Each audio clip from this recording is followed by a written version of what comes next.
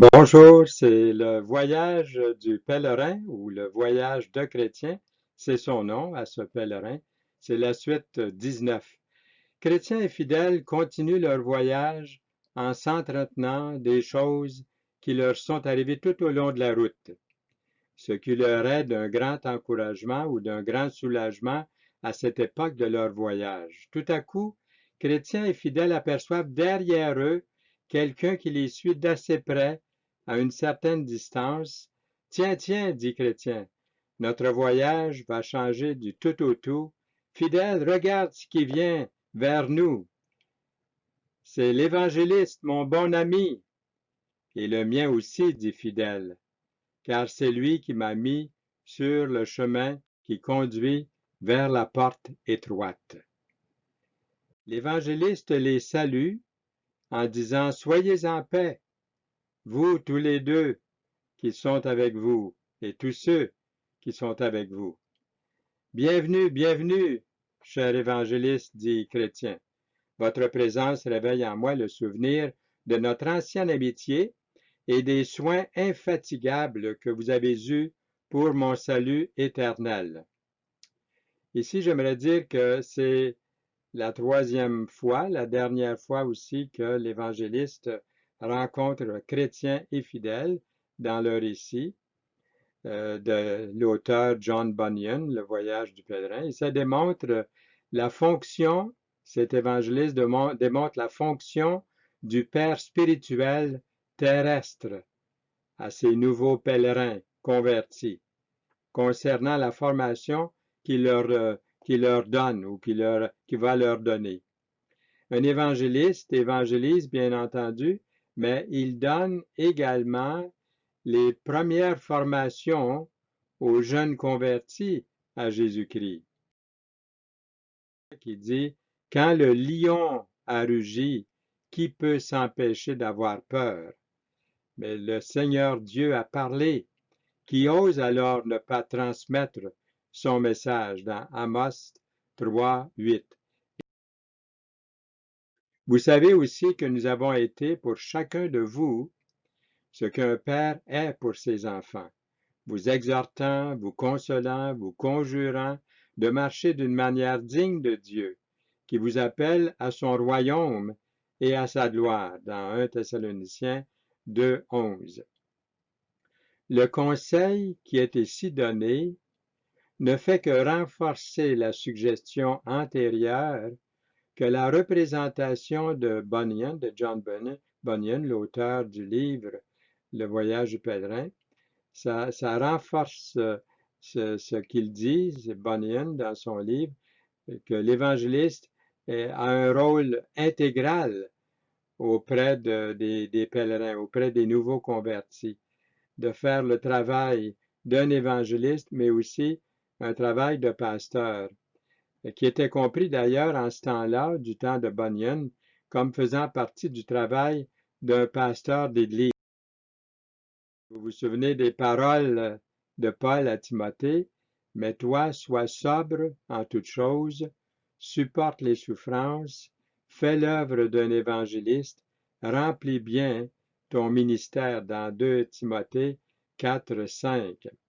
En réalité, c'est l'œuvre pastorale et positive de celui qui est toujours attentif aux âmes et de ses convertis, ou plutôt des convertis du Seigneur, du Sauveur et Seigneur, le Seigneur Jésus-Christ.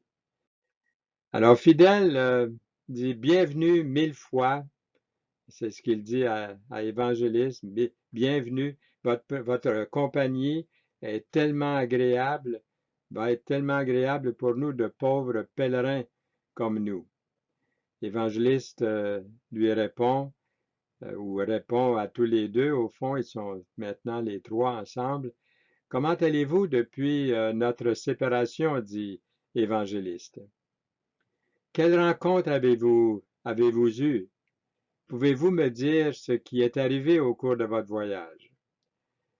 Tout en marchant, donc, chrétien et fidèle, lui raconte tout ce qui leur est arrivé, ce qui leur est arrivé en route, tant de peines, toutes sortes d'aventures, tout au long de leur long parcours. L'évangéliste dit, Je suis très heureux de vous entendre parler de votre voyage, non pas de ce que vous ayez eu à essuyer tant de corvées, mais de ce que vous les avez surmontées, et que malgré toutes vos faiblesses, vous avez persévéré constamment jusqu'à ce jour. L'évangéliste continue en disant, je suis tellement joyeux pour moi, mais aussi pour vous. J'ai semé la parole, vous avez moissonné, et le jour vient que l'un et l'autre, et celui qui sème et celui qui moissonne, auront ensemble de la joie, en sorte que si nous, ou si vous persévérez jusqu'à la fin, vous moissonnerez en son temps. Ne cessons pas de faire le bien, car nous moissonnerons au temps convenable, si nous ne nous relâchons pas, dans Galates 6, 9. L'évangéliste continue en disant, la couronne qui vous est proposée est une couronne incorruptible. Ne savez-vous pas que ceux qui courent dans le stade courent tous, mais qu'un seul remporte le prix? Courez d'une manière à le remporter. 1 Corinthiens 9, 24. Je viens bientôt. Retiens ce que tu as, afin que personne ne prenne ta couronne. Dans Apocalypse 3, 11. Donc, l'évangéliste leur dit, vous n'êtes pas encore à couvert. Vous n'êtes pas à couvert des flèches de Satan. Il est écrit, vous n'avez pas encore résisté jusqu'au sang en luttant contre le péché. Dans Hébreux 12, 4. Veillez sur votre propre cœur, car il est trompeur, votre cœur, par-dessus tout. C'est vrai qu'on entend souvent dire, vous l'avez entendu aussi autant que moi, les gens qui disent, écoutez votre cœur, il faut écouter son cœur. Le cœur est tortueux par-dessus tout et il est méchant. Qui peut le connaître? Dans Jérémie 17, verset 9. Ici, chrétiens et fidèles n'ont pas seulement enduré des épreuves, mais ont plutôt profité d'elles. Ils ont profité des contraintes et puis des épreuves qu'ils ont eues le long de la route. Et ils sont volontiers identifiés, ces épreuves-là qu'ils ont eues, aux souffrances du Seigneur Jésus-Christ et des apôtres. Nous rendons continuellement grâce à Dieu pour vous tous, faisant mention de vous dans nos prières, vous rappelant sans cesse l'œuvre de votre foi, le travail de votre amour et la fermeté de votre espérance en notre Seigneur Jésus-Christ, devant Dieu notre Père. 1 Thessaloniciens 1, 2 et 3. Et vous-même, vous avez été mes imitateurs, dit l'apôtre Paul dans 1 Thessaloniciens 1, 6. Chrétiens et fidèles ont persévéré, voyez-vous, en dépit de leurs défauts, de leurs faiblesses avouées et confessées à Dieu directement. Ils savent que leur salut repose sur la sécurité éternelle, c'est-à-dire leur salut qui ne sera jamais brisé.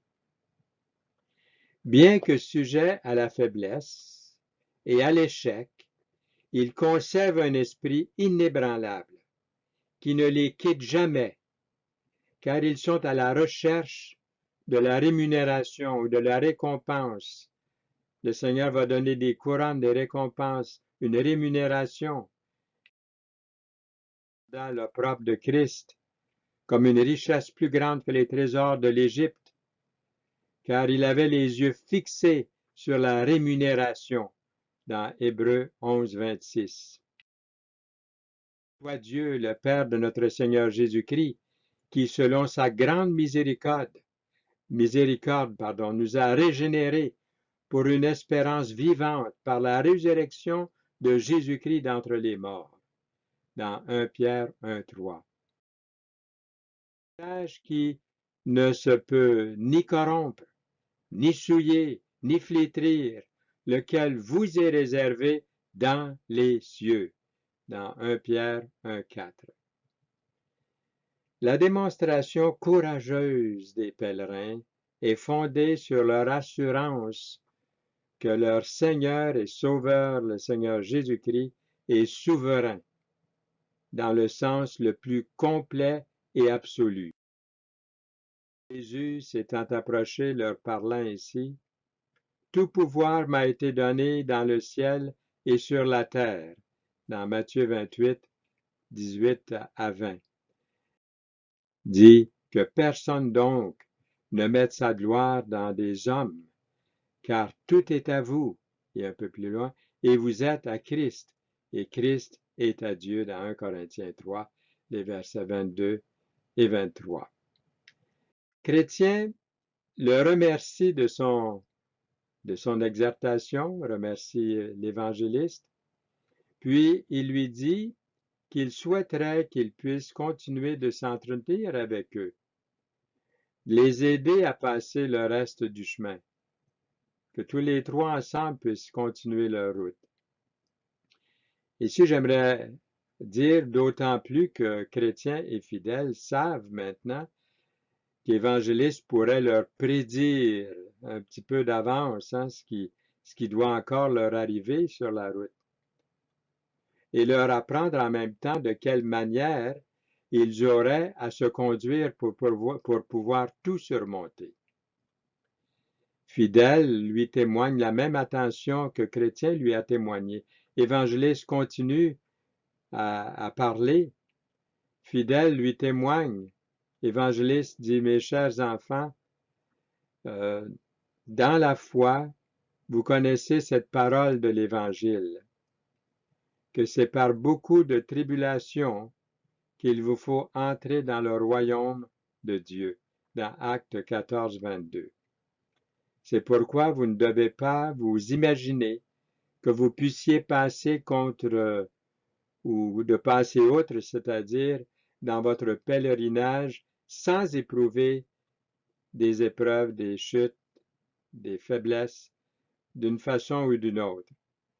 Vous en avez déjà eu, vous en avez déjà fait quelques expériences, car vous arrivez bientôt dans une ville, vous allez voir, vous allez traverser une ville, vous pourrez découvrir à cet endroit-là, elle est devant vous, vous allez découvrir des choses. C'est là que vous serez attaqué, par exemple, par un grand nombre d'ennemis qui se déchaîneront contre vous avec fureur et qui tâcheront même de vous faire mourir. Et soyez assurés que l'un de vous scellera de son sang le témoignage que vous portez. Mais soyez fidèles jusqu'à la mort, et le roi des rois vous donnera la couronne de la vie. Ne crains pas ce que tu vas souffrir.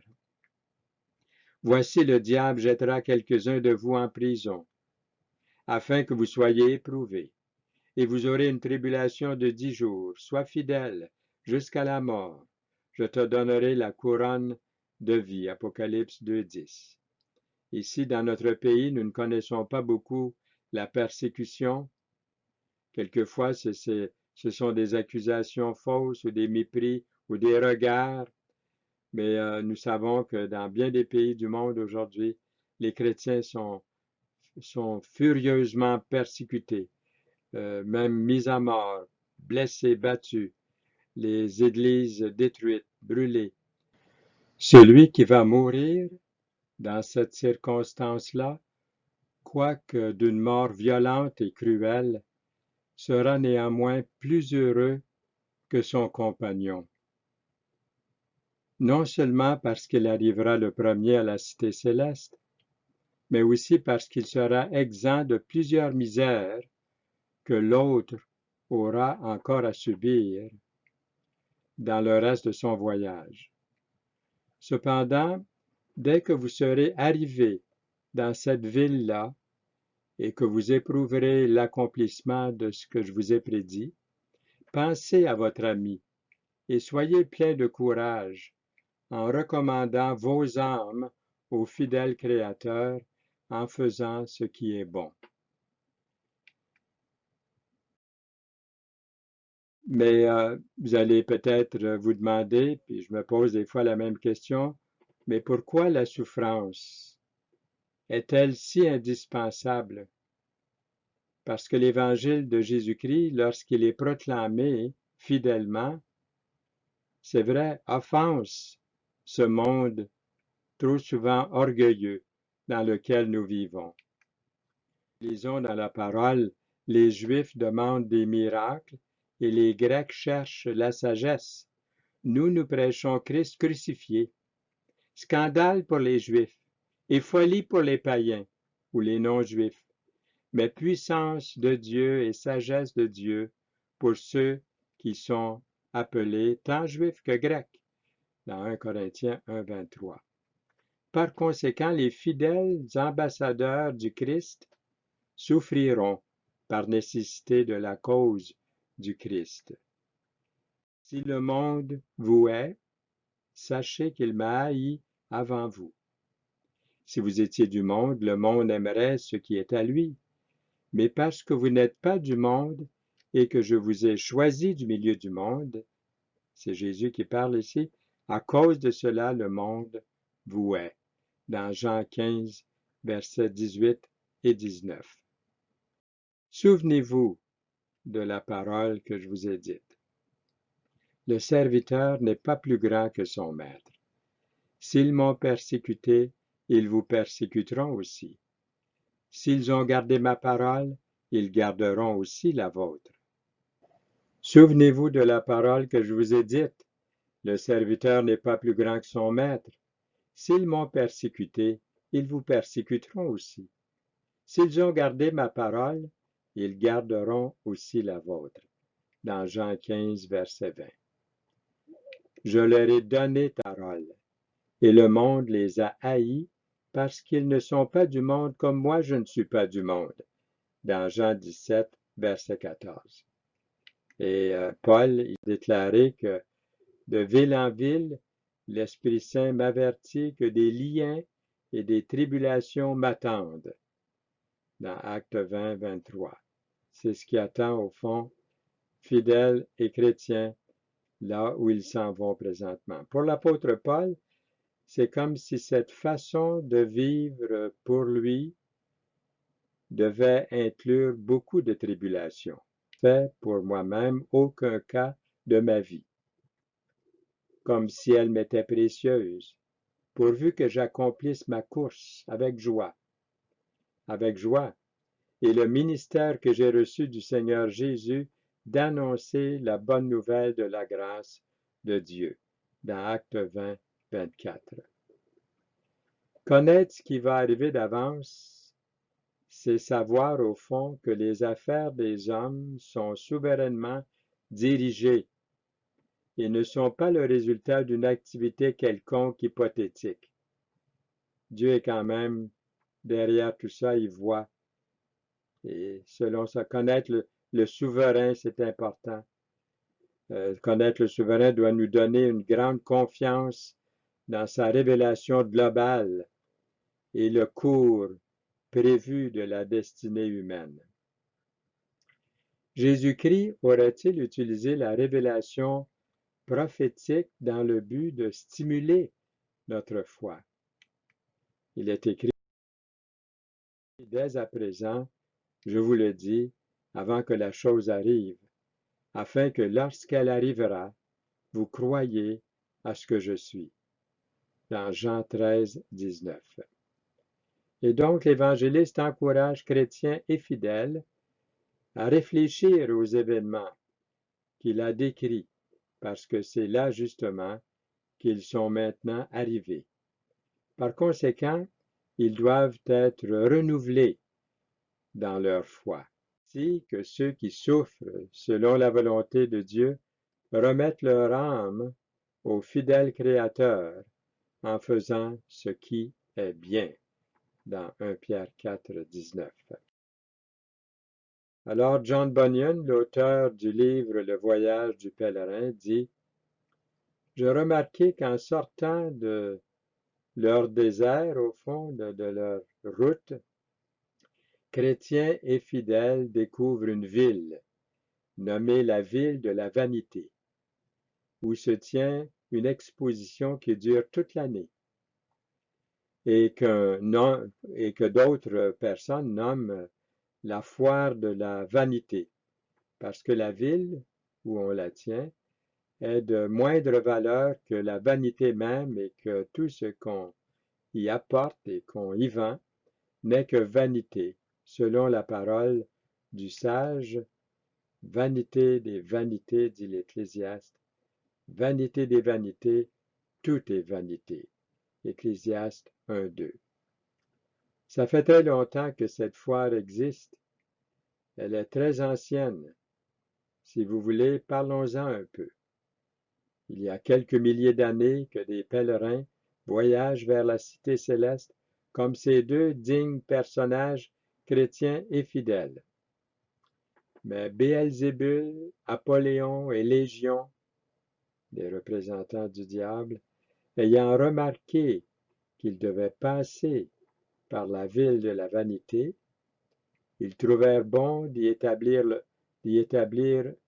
leur propre kiosque, pour ainsi dire, où toutes sortes de vanités seraient exposées. On y trouve dans cette foire des maisons, des jardins, des héritages, des titres, des voluptés et toutes sortes de divertissements. Des impuretés aussi, des malices, des hommes, des femmes, des patrons, des serviteurs, du sang, des armes, de l'or, de l'argent, des bijoux, et je ne sais combien d'autres choses encore. On peut encore voir en tout temps de la tromperie, des spectacles douteux, des écervelés et toutes sortes de choses de cette nature-là. On y trouve aussi des voleurs, des meurtriers, des adultères, des parjures de toutes les couleurs.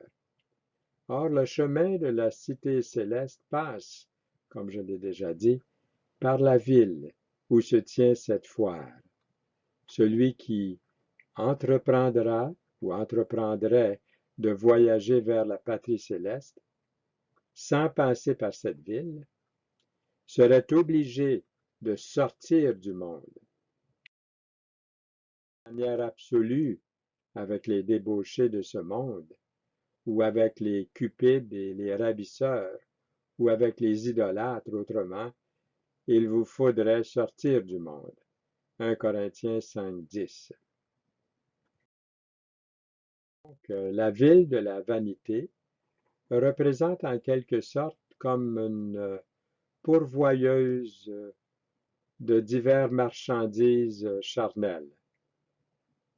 L'attrait intellectuel d'être sophistiqué, ouvert d'esprit, non étroit, démodé et sectaire, l'offre d'un court repos agréable aux rigueurs et à la discipline d'un soldat engagé de Jésus-Christ. Vous voyez, ce sont dans cette ville de vanité certains attraits.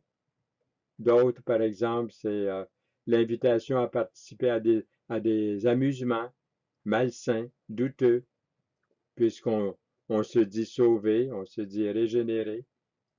Aussi la suggestion de faire une légère concession à la chair qui sera ultérieurement applaudie comme un signe de libéralité par quelques-uns, comme pour se montrer généreux libéral, prétendre avoir une attitude de respect envers tout être humain, etc. Le roi des rois lui-même, lorsqu'il était sur la terre, le Seigneur Jésus-Christ, et qu'il voyageait pour retourner vers son propre pays, la cité céleste, près de son Père, fut obligé de passer par cette ville-là, lui aussi, et de voir toutes ses vanités. Quelqu'un même, je pense que ce fut Béelzébul, le plus puissant marchand de la foire, le sollicita un jour d'acheter de ses vanités, lui offrant de le rendre maître de toutes les foires s'il voulait lui rendre hommage. En considération de sa dignité, Béelzébul, en peu de temps, montra à Jésus tous les royaumes du monde pour l'obliger, si cela était possible, que ce Sauveur béni achète quelques-unes de ses vanités. L'ayant élevé, lui montra en un instant tous les royaumes de la terre. Il lui dit, je te donnerai toute cette puissance et la gloire de ces royaumes, car elle m'a été donnée et je la donne à qui je veux. Dans Luc 4, verset 5. Mais toute cette marchandise n'excitèrent pas chez Jésus la moindre envie. Il abandonna la ville sans dépenser un sou pour quelque vanité que ce soit. En effet, celui qui a supporté contre sa personne une telle opposition de la part des pécheurs, afin que vous ne vous lassiez point l'âme découragée, dans Hébreux 12, 3.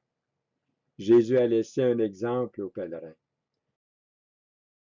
Toute méchanceté et toute ruse, la dissimulation, l'envie et toute médisance, désirez comme des enfants nouveau-nés le lait spirituel et pur, afin que par lui vous croissiez pour le salut, si vous avez goûté que le Seigneur est bon. Dans 1 Pierre 2, 21. Que cette foire-là, qui est très ancienne, n'est pas prête de fermer, de s'éteindre, puisque nos pèlerins doivent passer à travers la foire, à peine y ont-ils mis les pieds qu'il se fait un grand tumulte, toute la ville d'un bout à l'autre. On peut attribuer ces changements à plusieurs causes. Premièrement, ces pèlerins sont revêtus d'habits pas mal différents de ceux des gens de la foire. C'est pour ça qu'ils attirent les regards de tout le monde. Deuxièmement, et on est surpris par leur habillement, on n'en est pas moins étonné de leur parler, de leur langage. Le langage de ces voyageurs-là est celui des Saintes Écritures, tandis que les autres, eux, parlent le langage du monde, le langage populaire. Bref, ces pèlerins-là sont considérés comme des bougons par ceux et celles de la foire. Troisièmement, ce qui contribue pourtant le plus à exciter le trouble parmi les gens de la foire, c'est le peu de cas que ces pèlerins, fidèles et chrétiens, font de toutes ces vanités qu'il y a tout autour, sans même s'arrêter un instant, ne serait-ce que pour les regarder. Vous êtes ressuscité avec Christ, cherchez les choses d'en haut où Christ est assis à la droite de Dieu. Attachez-vous aux choses d'en haut et non à celles qui sont sur la terre. Colossiens 3, 1. Quelques-uns se moquent d'eux, d'autres les insultent. Il y en a, et ils y en viennent même jusqu'à inciter les autres à les maltraiter, à les battre. Enfin, il s'élève un tel tumulte dans la foire que tout y est dans le désordre et dans la confusion. On le rapporte aussitôt au grand maître de la foire, qui se dépêche d'envoyer quelques-uns de ses intimes sur place avec l'ordre d'examiner ces deux hommes et de trouver la source d'un si grand désordre. Qu'est-ce qui va se produire maintenant? À plus, c'est à suivre. Ne manquons pas ce récit qui est rempli de la parole de Dieu pour notre encouragement, pour notre vie chrétienne de tous les jours. Seigneur, nous voulons te prier pour les pèlerins que nous sommes sur cette route de la vie. Et nous rencontrons les mêmes tentations, les mêmes envies, les mêmes attaques aussi, les mêmes persécutions, quelquefois pas aussi grandes peut-être dans nos pays. Mais garde-nous, Seigneur, épargne-nous et marche devant nous. Nous voulons suivre tes pas. Tu nous précèdes. Nous te remercions, Seigneur Jésus. Amen.